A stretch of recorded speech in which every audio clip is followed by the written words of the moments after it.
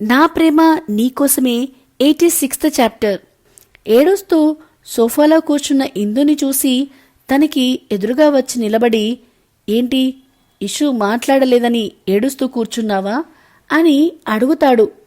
ఇందు కోపంగా దక్ష వైపు చూసి నిలబడి దక్ష కాలర్ పట్టుకుని, మళ్ళీ ఎందుకు నా జీవితంలోకి వచ్చావు అని కోపంగా అడుగుతుంది.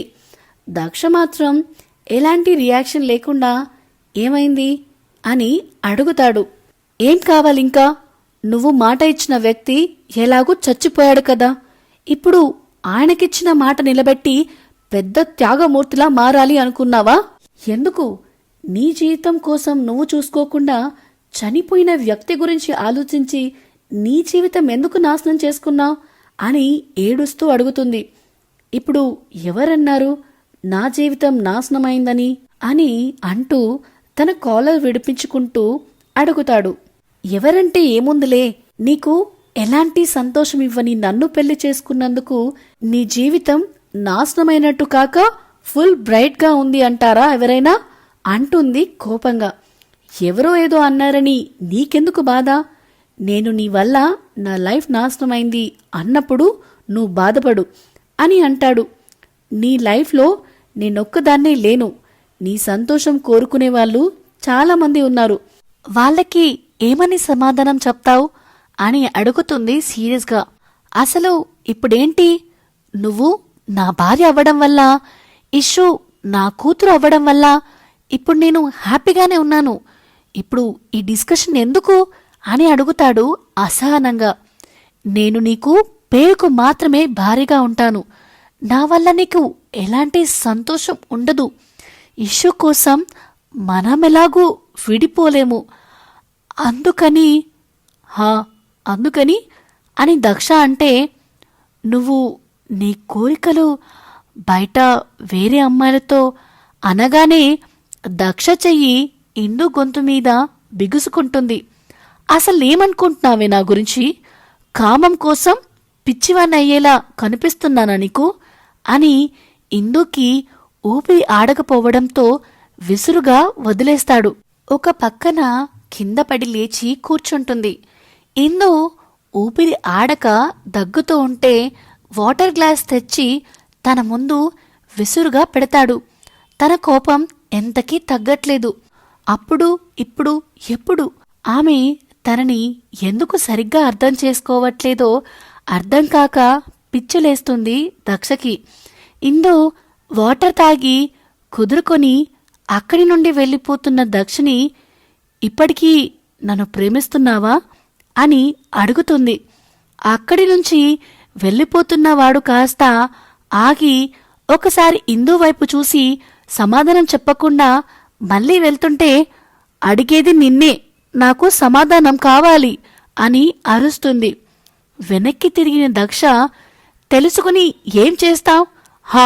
అవును, ప్రేమిస్తున్నాను, అప్పుడు ఇప్పుడు ఎప్పుడు నా ప్రేమ నీకోసమే అని అరిచి చెప్పి, కానీ నీ నుండి ప్రేమని ఆశించడం మానేసి కొన్ని సంవత్సరాలవుతుంది అంటాడు దక్ష బాధగా.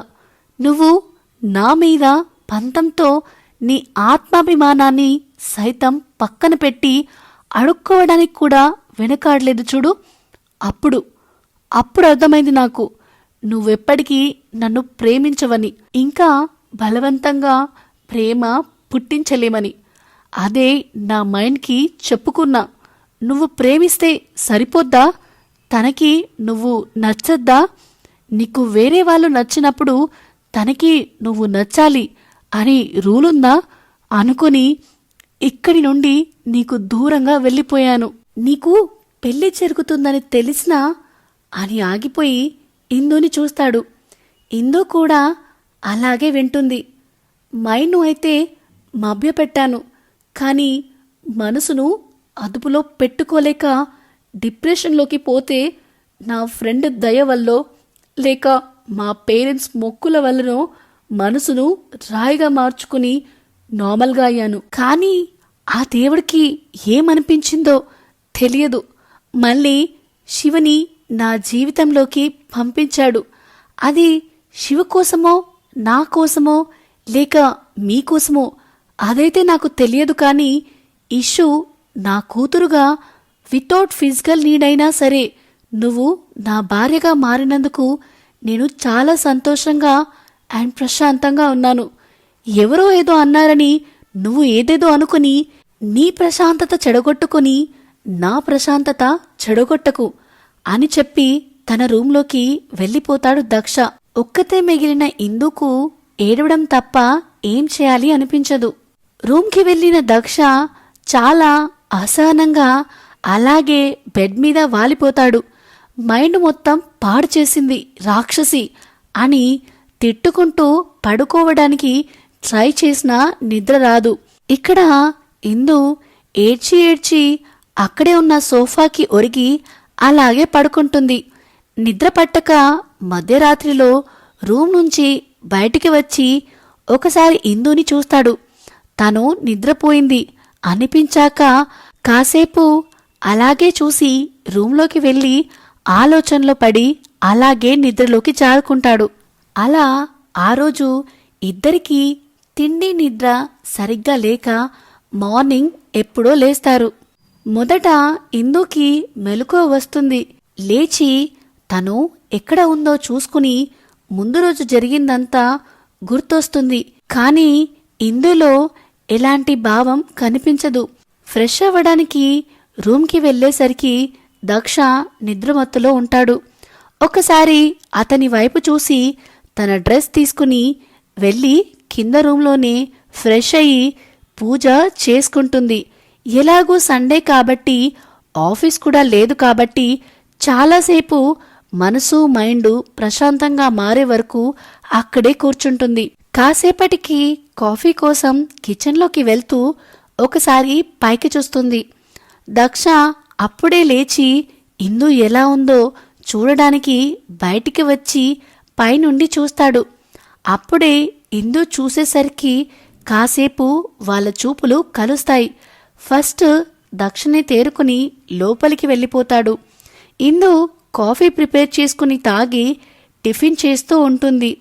దక్ష ఫ్రెష్ అయి వచ్చి హాల్లో సోఫాలో కూర్చుని టీవీ ఆన్ చేసి న్యూస్ చూస్తాడు. ఇందు కాఫీ తీసుకుని వచ్చి దక్ష ముందు చేయి పెడుతుంది. ఇందును చూస్తూనే కప్ తీసుకుంటాడు. కానీ ఇందు మాత్రం అసలు చూడదు దక్ష వైపు. అలా ఇద్దరు మాట్లాడుకోకున్నా కానీ నార్మల్ పనులు ఇందు చేస్తూనే ఉంది, దక్ష చూస్తూనే ఉన్నాడు. ఇషు జాగ్రత్త తల్లి, ఇక్కడే ఆడుకో అని విష్ణుగారు అంటుంటే, తాతయ్య నేను ఇక్కడే ఆడుతున్నా కదా, మీకు కనిపిస్తున్నా కదా అని మళ్ళీ ఆటలో పడుతుంది. విష్ణుగారు రాధిక గారు ఇష్యుని తీసుకుని వాళ్ళ కాలనీ వాళ్ళతో వనభోజనాలకి వస్తారు. అక్కడ పిల్లలతో కలిసి ఇష్యు బేబీ బాల్ ఆడుకుంటూ ఉంటుంది. రాధిక గారు ఆడవాళ్లతో కలిసి వంట పనుల్లో బిజీగా ఉంటే విష్ణుగారు మగవాళ్లతో కలిసి మాట్లాడుతూ ఒక కన్ను ఇష్యు మీద ఉంచుతారు. అందరికీ కలిసి భోజనాలు చేయడం కాబట్టి పెద్ద గిన్నెలు పొయ్యి మీద నుంచి దించటానికి మగవాళ్ళు కావాల్సిందే. అలా ఒక గిన్నెని దించటానికి వెళ్ళినప్పుడే ఇష్యు బేబీ ఆడుతున్న బాల్ కాస్త దూరంలో పడుతుంది. అది కాస్త దక్ష కొనిచ్చిన బాల్ అయ్యేసరికి అయ్యో నా బాల్ అనుకుంటూ ఇష్యు దాని వెనకాల పోతుంది. విష్ణుగారు ఆ గిన్నెలు దింపే పనిలో ఉండడం వల్ల చూసుకోరు. అదే టైంలో మన విలన్ గాడు ఏర్పాటు చేసిన మనిషి ఇష్యు బేబీని చాకచక్యంగా ఎత్తుకుపోతాడు. ఆ వంటలన్నీ పొయ్యి నుండి దింపేశాక విష్ణుగారు వచ్చి ఇష్యూ కోసం చూస్తే ఎక్కడా కనబడదు. ఆయనకి కంగారు మొదలయ్యేసరికి ఏం జరుగుతుందో రాధిక గారికి కూడా తెలిసి కంగారు పడతారు.